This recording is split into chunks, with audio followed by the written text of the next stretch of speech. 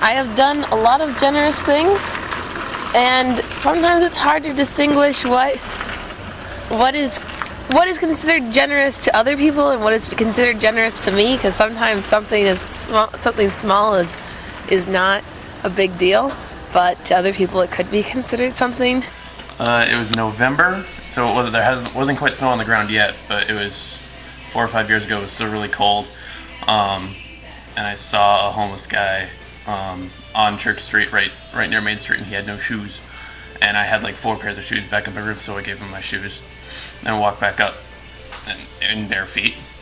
One of the most generous things I've done is I've helped raise $500 to donate a heifer to starving children in Africa.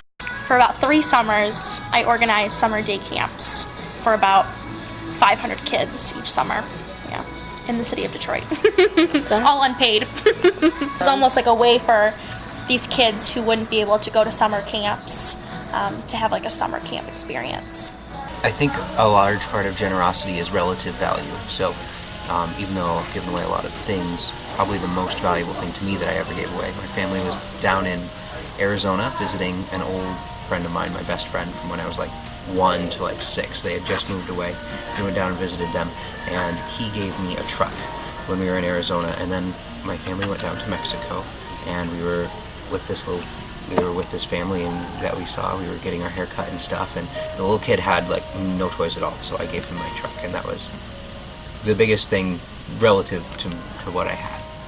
Last winter I knew all my roommates were really hungover, and I had gotten home like early from them, and I went to the grocery store and I made them all a big breakfast because I knew they were all hungover.